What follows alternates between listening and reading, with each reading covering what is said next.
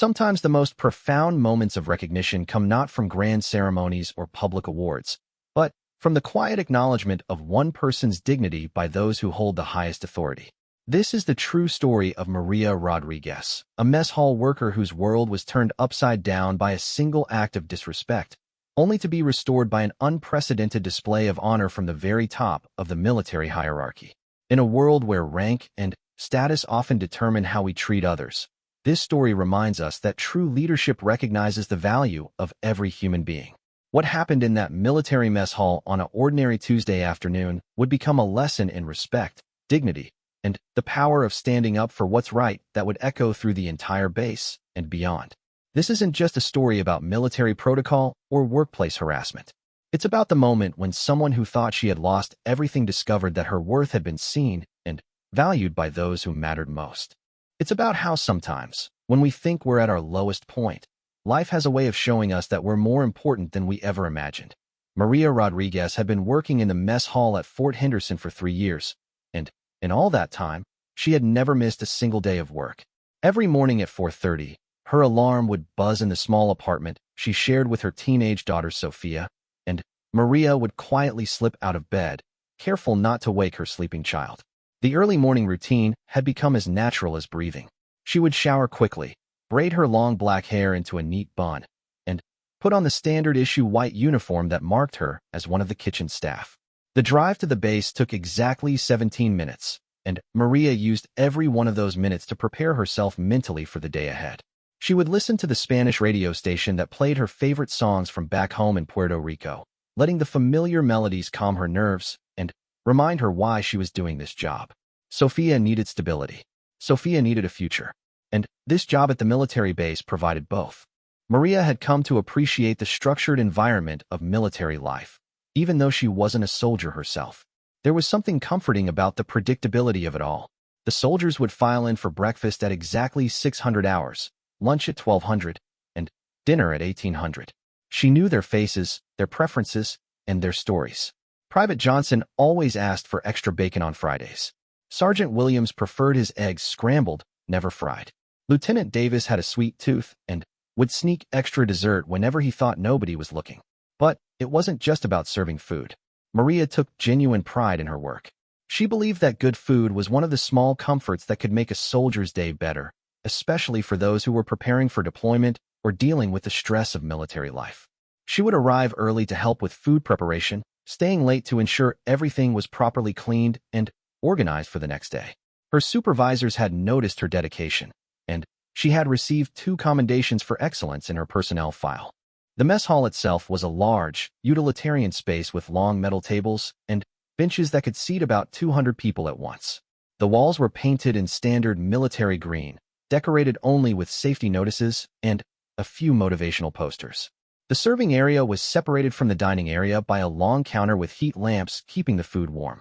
Behind the counter, the kitchen buzzed with constant activity as the staff prepared meals for the hundreds of soldiers who ate there daily.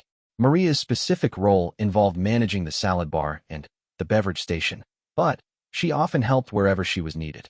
If the dishwasher was overwhelmed, she would jump in to help. If the main serving line was backed up, she would step in to serve plates. Her co-workers appreciated her willingness to help, and she had developed genuine friendships with many of them. Carmen, who worked the grill, would share stories about her grandchildren. Robert, who handled the main dishes, would always make sure Maria got first pick of the leftover food to take home to Sophia. The soldiers treated Maria with respect most of the time. They would say please and thank you, ask about her day, and some of the regulars even knew her name. She had become something of a mother figure to some of the younger enlisted men who were far from home for the first time. They would share pictures of their families, ask for advice about relationships, and sometimes just needed someone to listen when they were feeling homesick. Maria understood loneliness. She had been raising Sophia alone since her husband died in a construction accident 4 years earlier. The insurance money had run out quickly, and she had needed to find steady work with good benefits. The job at Fort Henderson provided health insurance, a retirement plan, and the stability that her family desperately needed. It wasn't glamorous work, but it was honest work, and Maria had never been afraid of hard work. Sophia was now 16 and excelling in school. She was in the honor society, played violin in the school orchestra, and had dreams of becoming a doctor. Maria worked overtime whenever it was available, saving every extra penny for Sophia's college fund. The guidance counselor had told them that Sophia had a real chance at a scholarship if she maintained her grades, but Maria wanted to be prepared regardless. Education was the key to a better life, and Maria was determined to give her daughter every opportunity she had never had. The other kitchen staff had become like family to Maria. They celebrated each other's birthdays, covered for each other when someone was sick, and shared the small joys and frustrations of their daily work. When Maria's car had broken down the previous winter, her co-workers had arranged carpools to make sure she didn't miss any work. When Sophia had won a science fair at school, the entire kitchen staff had celebrated as if she were their own daughter. Maria's English had improved significantly since starting the job. She had always been shy about speaking in public, worried that her accent was too strong or that she would make grammatical mistakes. But the daily interactions with soldiers and staff had given her confidence. She could now handle any situation that arose during her shift, from dealing with supply vendors to explaining menu options to visiting officials. The work itself was physically demanding. Maria would be on her feet for 8 to 10 hours a day, lifting heavy containers, working in the heat of the kitchen, and moving constantly to keep up with the demands of feeding hundreds of people. Her back ached most evenings, and her feet were always sore, but she never complained. This job was her family's lifeline, and she treated it with the respect it deserved. Maria had learned to navigate the complex social dynamics of the military environment. She understood the hierarchy, the importance of following protocols, and the unwritten rules about how civilian employees were expected to behave. She kept her head down, did her job well, and stayed out of any conflicts or politics. Her goal was simple: work hard, provide for her family, and build a stable life for Sophia's future. The base itself had become familiar territory over the 3 years she had worked there. She knew the shortcuts between buildings, the best parking spots, and which bathrooms were always clean. She had her routine down to a science, and rarely encountered any problems or conflicts. The security guards at the gate knew her by name and would wave her through with a friendly smile each morning. But Maria also understood that her position was somewhat precarious. As a civilian contractor, she didn't have the same job security as the military personnel. Budget cuts could eliminate her position, policy changes could alter her responsibilities, and conflicts with the wrong person could potentially end her employment. She had seen other civilian workers lose their jobs over the years, sometimes for reasons that seemed unfair or petty. This awareness made Maria especially careful about maintaining professional relationships and avoiding any situations that might reflect poorly on her character or work performance. She had worked too hard to build this stable life for her family to risk it over personal conflicts or workplace drama. Her strategy was simple: keep her head down, do excellent work, and treat everyone with respect regardless of their rank or position. As her 3rd anniversary at Fort Henderson approached, Maria felt a sense of pride and accomplishment. She had proven herself as a reliable, hard-working employee. Her supervisors trusted her with increased responsibilities, and she had received positive performance reviews each year. Sophia was thriving in school, their small apartment was comfortable, and for the first time in years, Maria felt like they were building toward a secure future. She had no way of knowing that everything she had worked so hard to build was about to be threatened by a single moment of cruelty, or that the aftermath would reveal the true character of the institution she served and the leaders who commanded it. Tuesday morning began like any other for Maria Rodriguez. She arrived at Fort Henderson at her usual time, 4:55 in the morning, parking her aging Honda Civic in the same spot she had claimed as her own over the past 3 years. The base was quiet at this hour, with only the essential personnel on duty and the first hints of sunrise beginning to appear on the horizon. The familiar routine of badging in through security, walking through the empty corridors to the mess hall, and beginning the day's food preparation had become as natural as breathing. The morning prep went smoothly.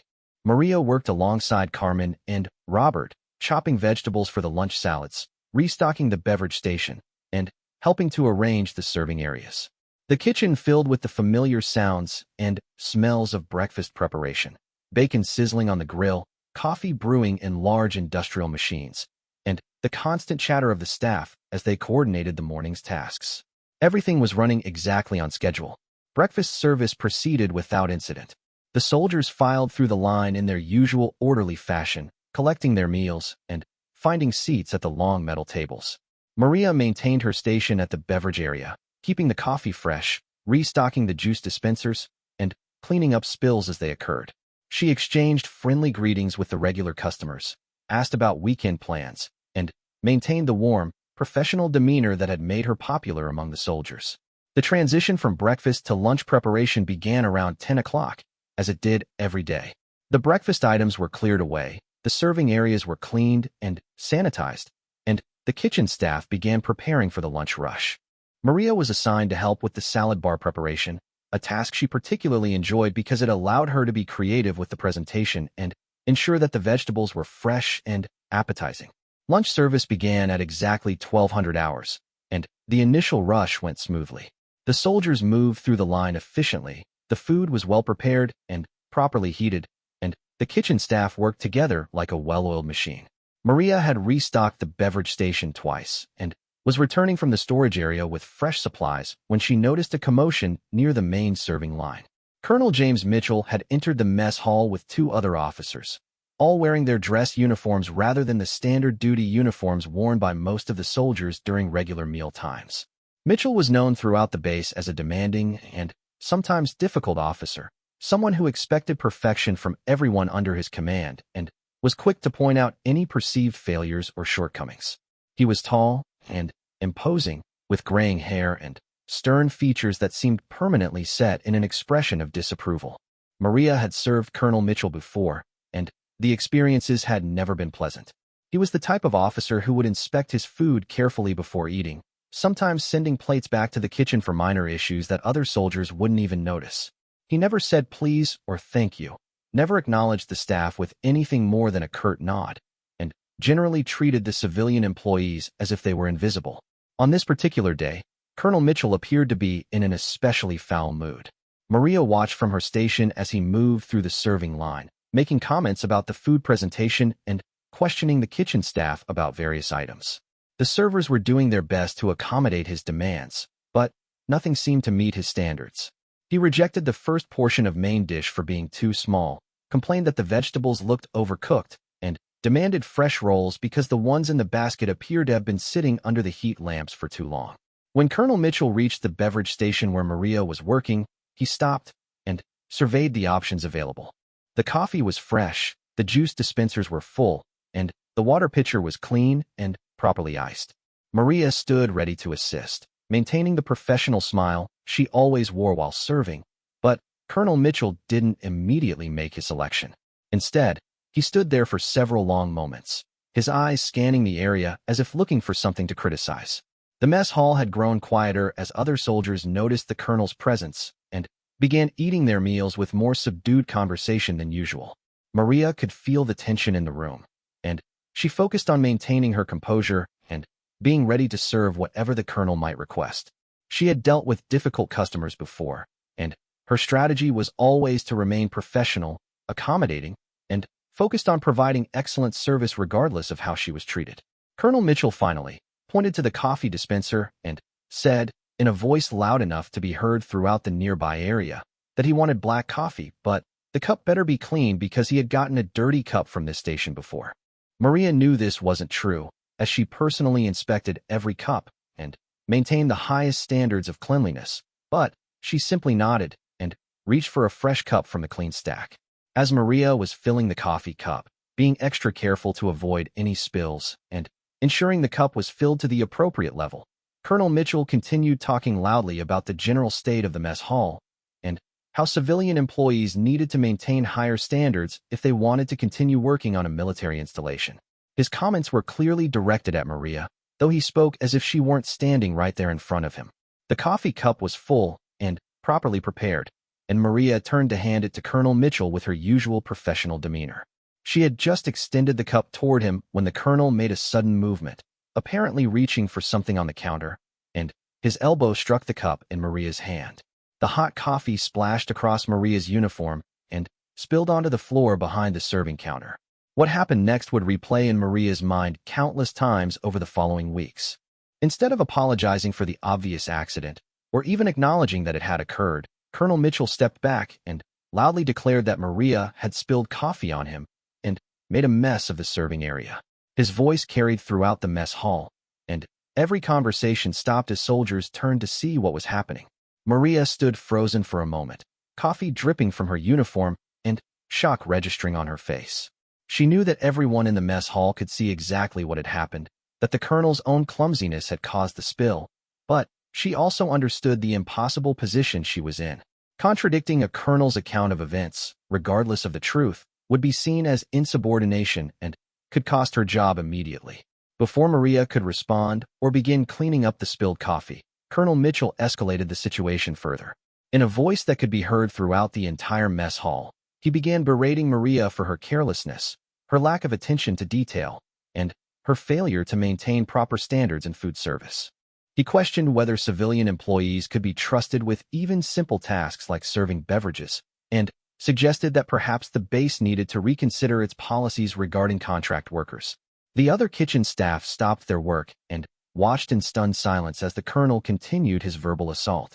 Carmen, who was working the grill nearby, took a step toward Maria as if to offer support, but Robert quickly grabbed her arm and shook his head. Everyone understood that interfering would only make the situation worse and potentially put their own jobs at risk. Colonel Mitchell was just getting started. He demanded that Maria clean up the mess immediately, but as she knelt down to begin wiping up the spilled coffee with towels, he continued to berate her loudly. He said that this kind of incompetence was exactly what he expected from people who couldn't even qualify for military service, that civilian contractors were always looking for the easy way out, and that real soldiers would never accept such poor performance from their subordinates. The mess hall had become completely silent except for the colonel's voice. Every soldier, every staff member, every person in the room was witnessing Maria's humiliation, and she could feel hundreds of eyes on her as she knelt on the floor, trying to clean up coffee that she hadn't even spilled. Her face burned with embarrassment and anger, but she forced herself to remain silent and focus on cleaning up the mess. As Maria worked to clean the floor, Colonel Mitchell positioned himself directly above her and continued his tirade. He said that this incident was a perfect example of why civilian employees needed constant supervision, that they couldn't be trusted to handle even the simplest responsibilities without making mistakes. He suggested that Maria should be grateful for the opportunity to work on a military base at all, given her obvious lack of competence and attention to detail. The humiliation continued for what felt like hours, but was probably only a few minutes. When Maria had finished cleaning the coffee from the floor and disposing of the soiled towels, Colonel Mitchell demanded that she apologize for the incident and promised to maintain higher standards in the future. Maria forced herself to look up at the colonel and quietly apologize, though the words felt like they were choking her. Even after receiving the apology, Colonel Mitchell wasn't finished. He turned to address the entire mess hall, speaking loudly about the importance of maintaining standards and accountability at every level. He said that everyone in the room should learn from this incident, that excellence was not optional in a military environment, and that civilian employees needed to understand that their performance reflected on the entire base. Finally, after what seemed like an eternity, Colonel Mitchell collected a new cup of coffee and left the mess hall with his accompanying officers. The silence that followed his departure was deafening. Maria remained standing behind the beverage station, her uniform stained with coffee and her hands shaking slightly from the adrenaline and humiliation she had just experienced. Slowly, conversations resumed in the mess hall, but Maria could feel that everything had changed. Some soldiers looked at her with sympathy, others seemed to avoid making eye contact entirely. The kitchen staff gradually returned to their duties, but the atmosphere remained tense and uncomfortable. Maria tried to continue working, refilling the beverage dispensers and maintaining her station, but she felt as if everyone was watching her and waiting to see what she would do next. The rest of the lunch service passed in a blur. Maria mechanically performed her duties, responding to requests from soldiers and maintaining the beverage station, but her mind kept replaying the humiliating scene that had just occurred. She had never felt so small, so powerless, or so angry in her entire life. The injustice of what had happened was overwhelming, but she also felt trapped by her circumstances and her need to keep this job for her family's sake. When lunch service finally ended and the mess hall began to empty, Maria's supervisor, Mrs. Henderson, approached her with a concerned expression. Mrs. Henderson was a kind woman who had always been supportive of Maria's work, and Her sympathetic words were the first comfort Maria had received since the incident occurred. However, Mrs. Henderson also had to inform Maria that Colonel Mitchell had filed a formal complaint about the incident and that there would need to be an investigation. As Maria changed out of her coffee-stained uniform at the end of her shift, she felt as if her world was falling apart. 3 years of excellent service, commendations for her work, and the respect of her colleagues seemed to mean nothing in the face of one colonel's false accusations. She drove home in a daze, dreading the conversation she would have to have with Sophia about what might happen next. That evening, as Maria sat at her small kitchen table trying to explain the situation to her daughter, she felt completely defeated. Sophia, wise beyond her 16 years, listened carefully and then quietly said that sometimes life isn't fair, but that didn't mean they should give up fighting for what's right. Maria wished she had her daughter's optimism, but she couldn't see any way that a civilian contractor could successfully challenge a colonel's version of events. Maria went to bed that night, not knowing whether she would still have a job the next morning, and certain that her reputation on the base had been permanently damaged. She had no idea that news of what had happened in the mess hall was already spreading through unofficial channels, or that several people who had witnessed the incident were struggling with their own consciences about what they had seen. The investigation that followed Colonel Mitchell's formal complaint began the very next morning, and Maria arrived at work not knowing what to expect. Mrs. Henderson met her at the employee entrance with a gentle but serious expression, explaining that Maria would need to meet with the base human resources office before beginning her shift. The meeting was scheduled for 800 hours, giving Maria just enough time to change into her uniform and mentally prepare herself for what was likely to be a very difficult conversation. Staff Sergeant Patricia Williams from Human Resources conducted the initial interview in a small, windowless office that felt more like an interrogation room than a place for reasonable discussion. Sergeant Williams was professional but thorough, asking Maria to describe exactly what had happened during the previous day's lunch service. Maria told the truth, explaining that Colonel Mitchell had accidentally struck the coffee cup while reaching for something on the counter, but she could see skepticism in the sergeant's eyes. The challenge Maria faced was that her version of events directly contradicted the formal complaint filed by Colonel Mitchell. According to his written statement, Maria had been careless while serving his coffee, had spilled it on his uniform, and had shown a lack of appropriate respect when confronted about the incident. He had characterized her behavior as insubordinate and had questioned her fitness to continue working in a military environment. Sergeant Williams explained that the investigation would include interviews with witnesses who had been present in the mess hall during the incident. She also informed Maria that, pending the outcome of the investigation, she would be temporarily reassigned to duties that didn't involve direct service to military personnel. This meant that Maria would be working in the storage areas and helping with food preparation, but she wouldn't be allowed to serve food or interact with soldiers during meal times. The reassignment felt like a punishment, even though Sergeant Williams insisted it was simply a precautionary measure. Maria's co-workers tried to be supportive, but she could feel the tension that had settled over the entire kitchen staff. Everyone was walking on eggshells, afraid that anything they said or did might be misconstrued or reported back to the wrong people. The easy camaraderie that had made the job enjoyable had been replaced by nervous whispers and worried glances. Meanwhile, word of the incident had begun spreading through the base in the way that news always travels in close-knit military communities. Soldiers who had been present in the mess hall during the incident were talking to their friends and colleagues, sharing their own observations about what had actually happened. Many of them had seen clearly that Colonel Mitchell had caused the spill himself, and they were troubled by the way he had humiliated Maria afterwards. Private First Class Danny Morrison had been sitting at a table with a clear view of the beverage station when the incident occurred. Danny was from a small town in Ohio and had been raised to respect hardworking people regardless of their position or background. He had watched Maria serve meals with professionalism and kindness for months, and he was disturbed by what he had witnessed. Danny found himself unable to concentrate on his duties, replaying the scene in his mind, and feeling increasingly angry about the injustice of the situation. Sergeant First Class Michael Torres had also been in the mess hall during the incident, and he had served long enough to recognize the difference between an honest mistake and deliberate misconduct. Torres had worked with civilian contractors throughout his military career and understood how vulnerable their positions could be when conflicts arose with military personnel. He knew that Maria was a single mother who depended on her job to support her family, and he felt a growing sense of responsibility to speak up about what he had observed. The story reached Lieutenant Colonel Sarah Davidson through her aide, who mentioned it casually during their morning briefing. Lieutenant Colonel Davidson was the deputy commander of the base and had a reputation for fairness and integrity that extended throughout the entire installation. She had built her career on the principle that leadership meant protecting those who couldn't protect themselves, and she was immediately concerned about the situation that had been described to her. Lieutenant Colonel Davidson made it her business to learn more about what had happened in the mess hall. She spoke quietly with several soldiers who had been present during the incident, and their accounts all contradicted Colonel Mitchell's formal complaint. More troubling to her was the pattern of behavior that emerged from these conversations.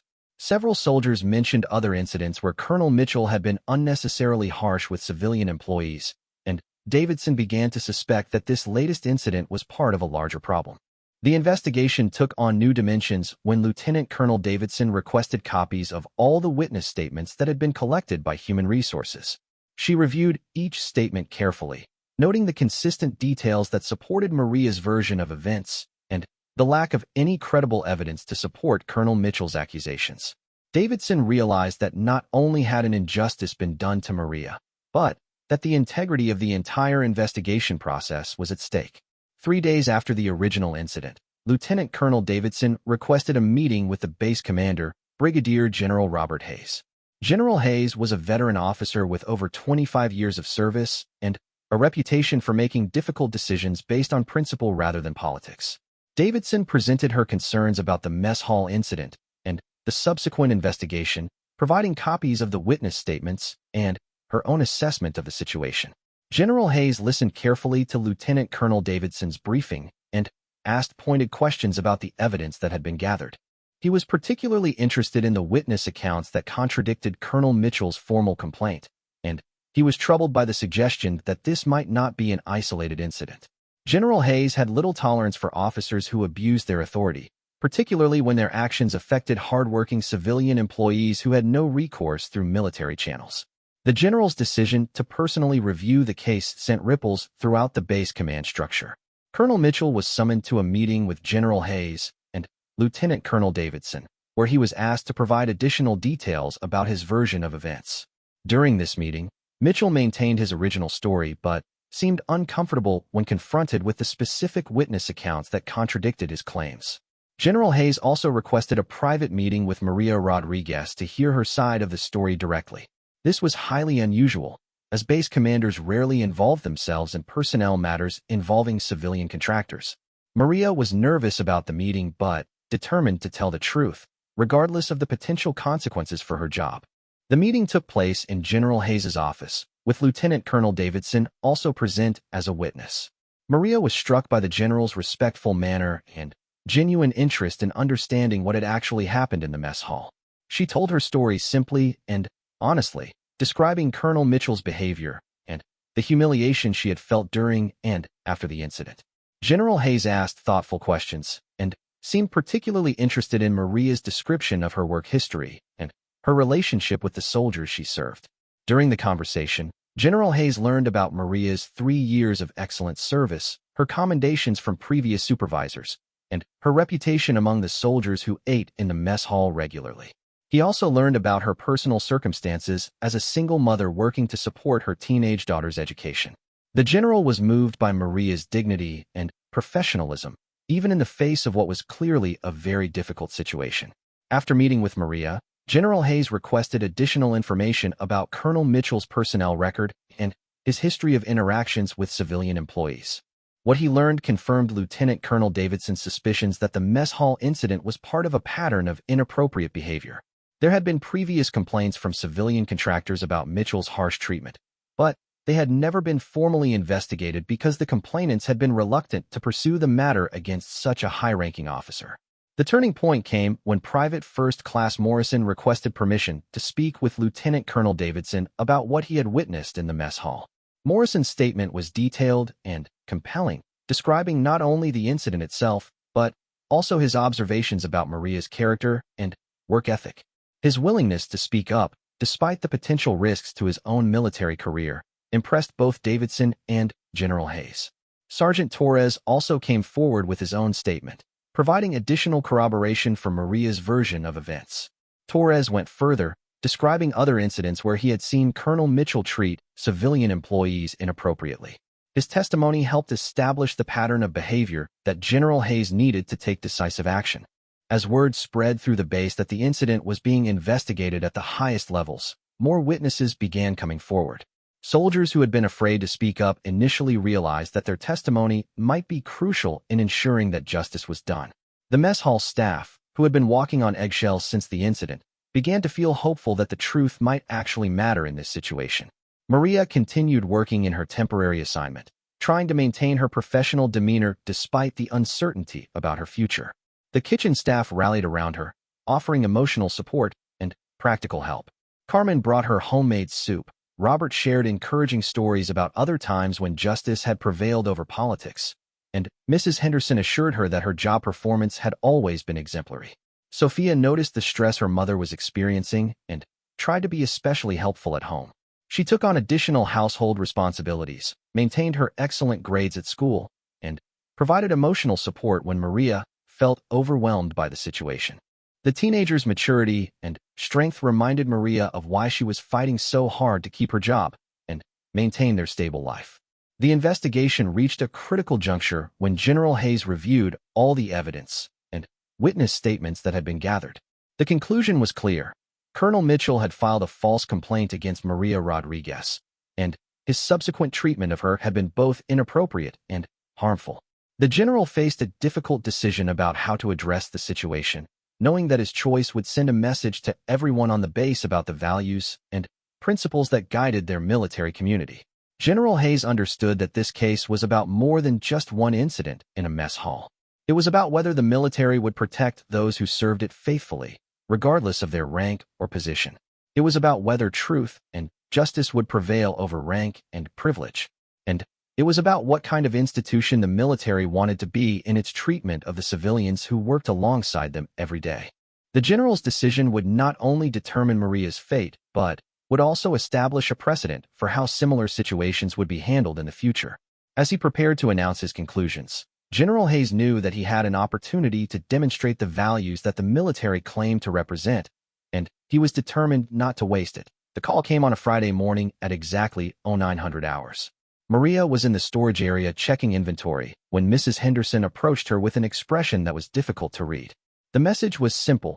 Brigadier General Hayes requested Maria's presence in his office at 1300 hours that afternoon.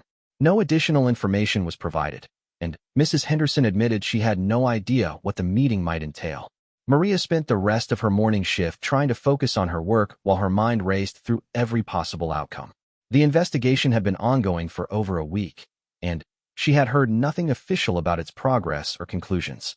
She had continued working in her temporary assignment, maintaining her professional demeanor and excellent work standards, but the uncertainty had been wearing on her mental and emotional reserves. During her lunch break, Maria called Sophia to let her know about the afternoon meeting. Her daughter, who had been a source of strength throughout the ordeal, reminded her mother that she had done nothing wrong and that the truth would eventually prevail. Sophia's confidence helped steady Maria's nerves, but she couldn't shake the feeling that this meeting would determine not only her immediate future, but also her family's long-term stability. At exactly 1300 hours, Maria reported to the base commander's office. The building that housed the senior leadership was more formal and intimidating than the utilitarian structures where she normally worked. The corridors were lined with portraits of distinguished officers and displays of military history, and Maria felt very much like an outsider in this environment that represented the highest levels of military authority. General Hayes's secretary, a crisp professional woman in her 50s, directed Maria to wait in a small conference room adjacent to the general's office. The room was simply furnished with a rectangular table, several chairs, and a large American flag in one corner. Maria sat quietly, trying to control her nervousness and prepare herself mentally for whatever was about to happen. When General Hayes entered the room, he was accompanied by Lieutenant Colonel Davidson and another officer Maria didn't recognize. The general's demeanor was serious but not hostile, and he invited Maria to sit down before taking his own seat across from her. The moment felt formal and significant, and Maria could sense that something important was about to be communicated. General Hayes began by thanking Maria for her patience during the investigation and acknowledging that the situation had been difficult for her personally and professionally. He explained that the investigation had been thorough and had included interviews with multiple witnesses, a review of all available evidence, and careful consideration of everyone's statements and testimony. His tone was measured and professional, giving no indication of what conclusions had been reached. The general then provided Maria with a detailed summary of the investigation's findings. He explained that witness testimony had consistently contradicted Colonel Mitchell's version of events, establishing that the coffee spill had been accidental and had been caused by the colonel's own actions rather than any carelessness on Maria's part. He noted that multiple soldiers had provided statements describing Maria's professional behavior and excellent service record over her 3 years of employment. More significantly, General Hayes revealed that the investigation had uncovered a pattern of inappropriate behavior by Colonel Mitchell towards civilian employees. Several other incidents had come to light during the investigation, painting a picture of an officer who had repeatedly abused his authority and treated contract workers with unnecessary harshness and disrespect. This pattern of behavior was inconsistent with military values and standards for leadership. As General Hayes continued his briefing, Maria began to realize that the investigation's conclusions were favorable to her, but she remained cautious about expressing any relief until she heard the final outcome. The general's next words, however, left no doubt about where the military leadership stood on the matter. He stated clearly that Colonel Mitchell's formal complaint against Maria had been found to be without merit and was being withdrawn from her personnel file. Furthermore, General Hayes announced that Colonel Mitchell would be facing disciplinary action for filing a false complaint and for his pattern of inappropriate behavior towards civilian employees. The specific nature of the disciplinary measures would remain confidential, but the general made it clear that such behavior would not be tolerated in his command. Mitchell would also be required to undergo additional training on appropriate interaction with civilian personnel. The vindication felt surreal to Maria. After more than a week of uncertainty, worry, and fear about her future, she was being told not only that she had been cleared of any wrongdoing but that her version of events had been validated by the military's own investigation. The relief was overwhelming, but she maintained her composure as General Hayes continued with additional information about the situation. Lieutenant Colonel Davidson then addressed Maria directly, explaining that she would be immediately returned to her regular duties and that her temporary reassignment was being terminated effective immediately. Davidson also informed Maria that a formal letter of commendation would be placed in her personnel file, recognizing her professionalism and dignity throughout the difficult situation she had endured. But General Hayes wasn't finished.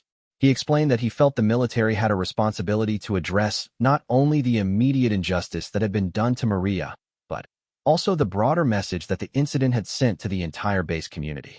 He wanted to ensure that everyone understood the military's commitment to treating civilian employees with respect and dignity, and that false accusations and abuse of authority would not be tolerated. The general outlined a plan that would transform what had been a humiliating experience into a powerful demonstration of military values and leadership. He explained that he intended to personally address the issue publicly, ensuring that everyone on the base understood what had actually happened and what the military stood for in terms of treating all people with appropriate respect. General Hayes informed Maria that he would be making a formal announcement to the entire base community about the investigation's conclusions and the lessons that should be learned from the incident. Additionally, he revealed plans for a special recognition ceremony that would honor Maria's service and demonstrate the military's appreciation for the civilian employees who contributed to the base's mission. The announcement of a formal ceremony caught Maria completely off guard. She had hoped for nothing more than clearing her name and keeping her job, but the prospect of public recognition felt both overwhelming and deeply meaningful. General Hayes explained that the ceremony would serve multiple purposes. It would publicly vindicate Maria, demonstrate the military's values to the entire community, and establish a clear precedent for how similar situations would be handled in the future. Lieutenant Colonel Davidson added that the ceremony would include not only base personnel, but also representatives from the civilian contractor companies and community leaders. The goal was to send a clear message that the military valued its partnerships with civilian employees and would protect them from unfair treatment regardless of the rank or position of those who might abuse their authority. As the meeting continued, Maria learned that her case had implications far beyond her personal situation.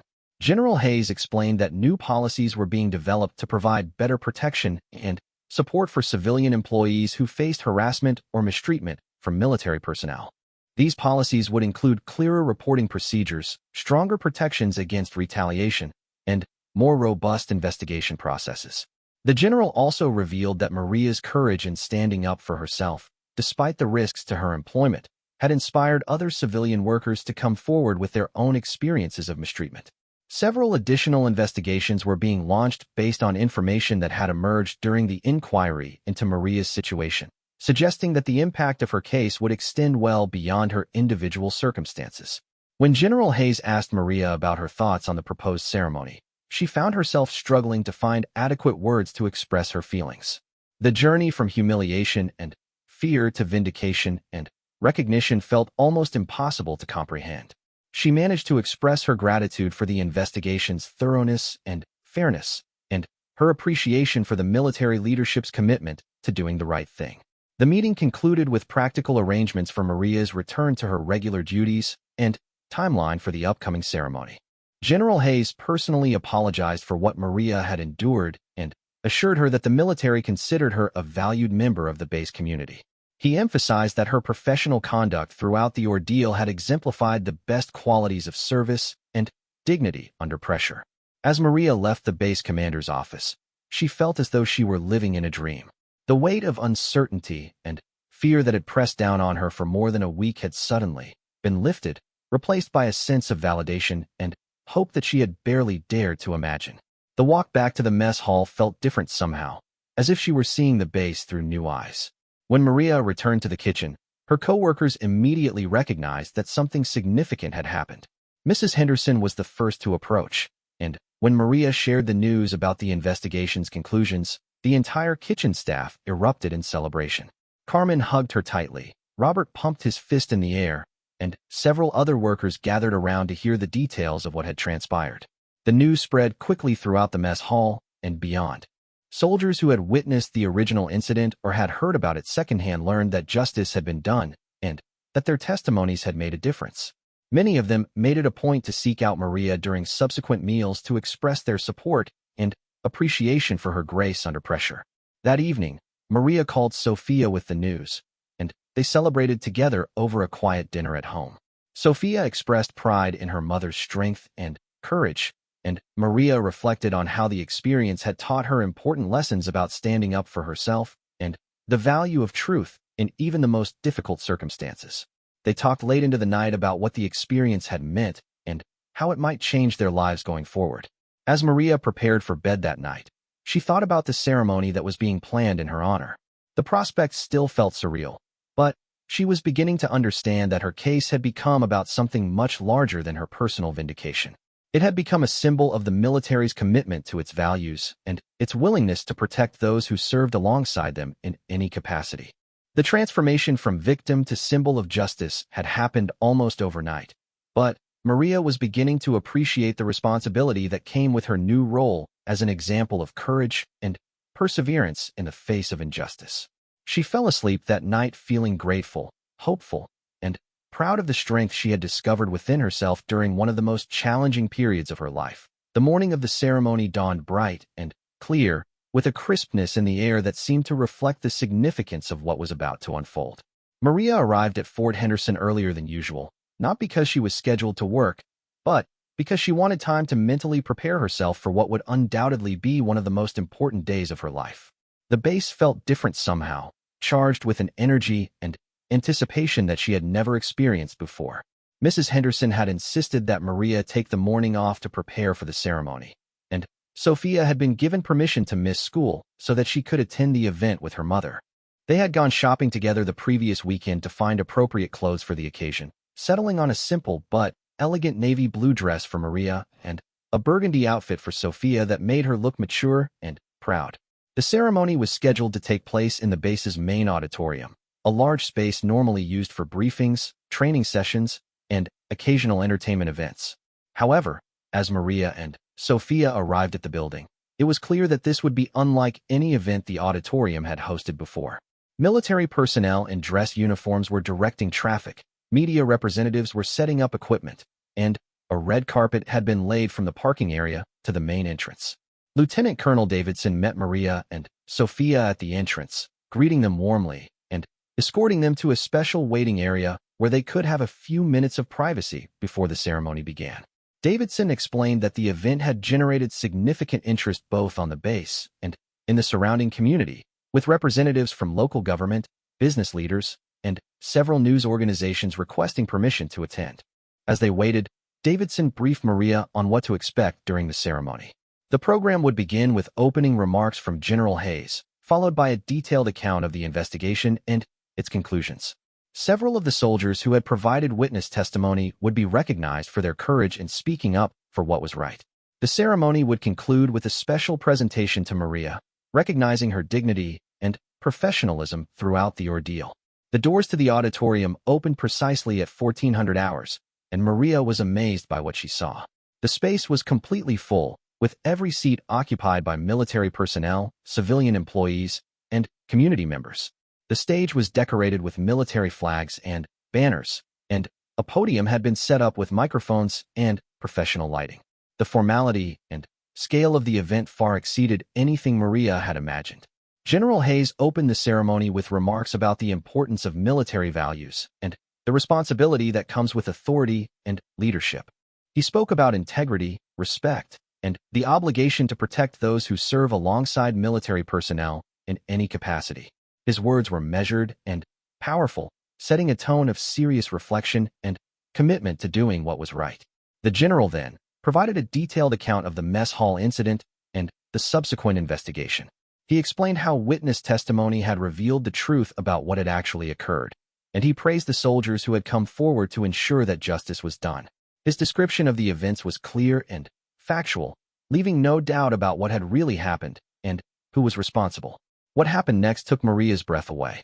General Hayes called for Colonel Mitchell to stand up in the auditorium where he was seated. In a voice that carried throughout the entire space, the general formally apologized to Maria Rodriguez on behalf of Colonel Mitchell and the entire military community for the treatment she had received. He acknowledged that she had been wrongly accused, publicly humiliated, and subjected to an investigation that should never have been necessary. The apology was comprehensive and unambiguous.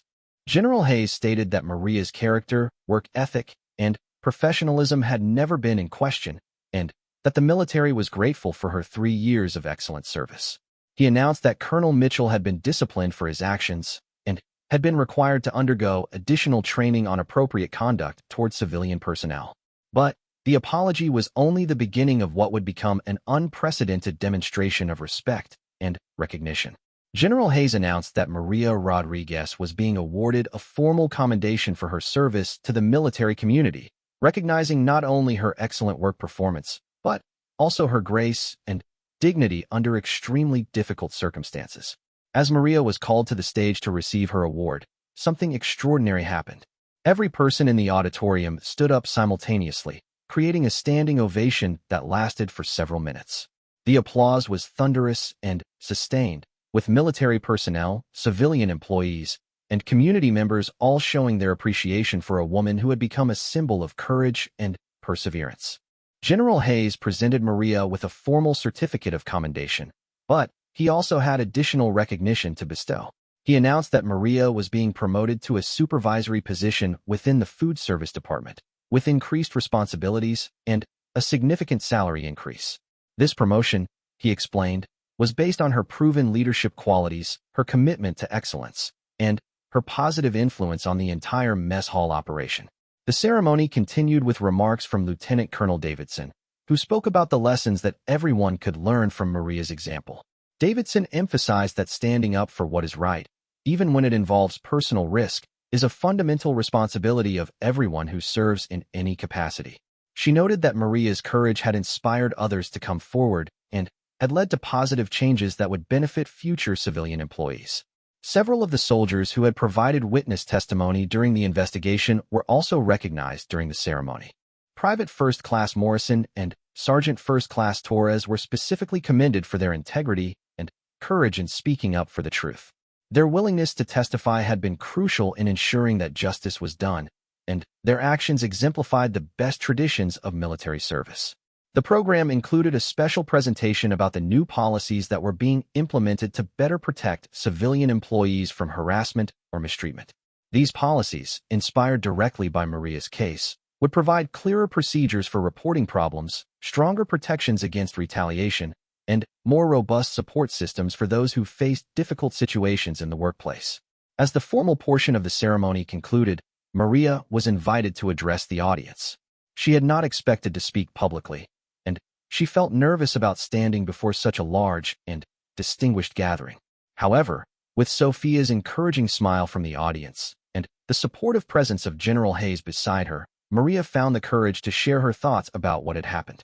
Maria's remarks were brief but heartfelt.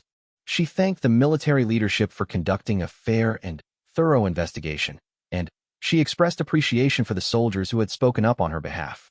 She talked about the importance of treating all people with respect and dignity, regardless of their position or background.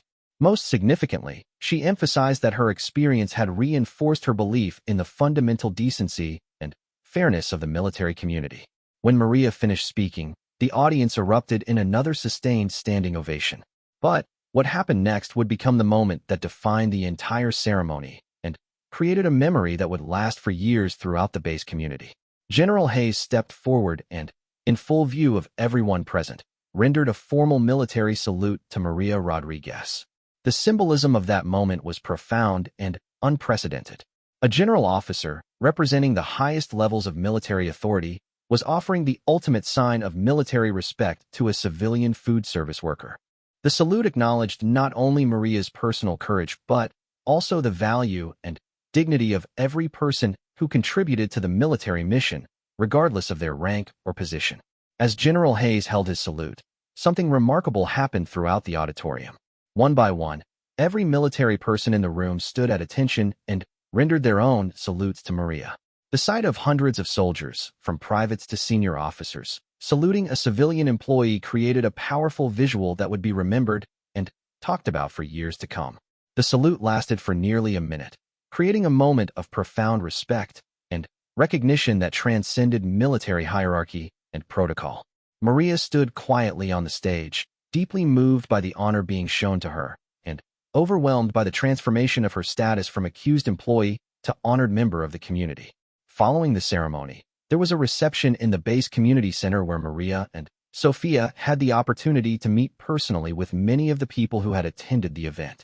Soldiers shared their own stories about the importance of the mess hall staff in their daily lives, expressing appreciation for the work that Maria and her colleagues did to make military life more comfortable and pleasant. Local community leaders spoke with Maria about her plans for the future and expressed interest in having her share her story with other groups and organizations. Several offered her opportunities for additional education or training that could help advance her career even further.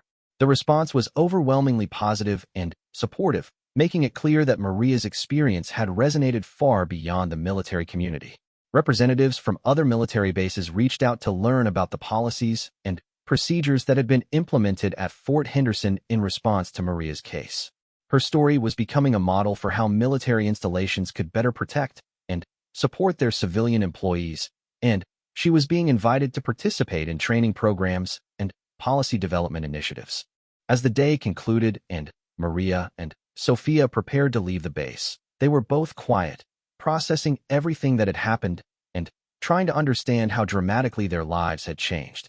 The drive home was contemplative, with both mother and daughter reflecting on the lessons they had learned about courage, justice, and the importance of standing up for what is right. That evening, as they sat together in their small apartment, Maria and Sophia talked about the future and the opportunities that were now opening up for both of them. Sophia expressed pride in her mother's strength and courage, and she talked about how the experience had inspired her own commitment to fighting for justice and fairness in her future career. Maria felt grateful for the support of her daughter and amazed by the positive outcome of what had begun as such a difficult and frightening situation. Over the following weeks and months, Maria settled into her new supervisory role and found great satisfaction in mentoring other civilian employees and helping to implement the new policies that had been developed. Her story continued to inspire people throughout the military community and beyond, serving as a reminder that dignity, respect, and justice are values worth fighting for, regardless of the personal cost. The mess hall where everything had started became a symbol of positive change, with improved morale among both military personnel and civilian staff. The culture of respect and professionalism that had been reinforced by Maria's experience created a better working environment for everyone, and the lessons learned from her case continued to influence policies and practices throughout the military system. Maria's transformation from a humiliated food service worker to a respected leader and symbol of courage had been remarkable, but perhaps the most significant outcome was the precedent that had been established. Future civilian employees would know that the military was committed to protecting them from unfair treatment, and that speaking up for the truth, no matter how difficult, was worth the risk. As Maria looked back on that extraordinary day when generals had paid their respect to her service and sacrifice, she understood that her story had become part of something larger than herself. It had become a testament to the power of truth, the importance of courage, and the possibility of justice even in the most challenging circumstances. The little girl from Puerto Rico who had grown up to become a single mother working in a military mess hall had also become a symbol of dignity and strength that would inspire others for years to come.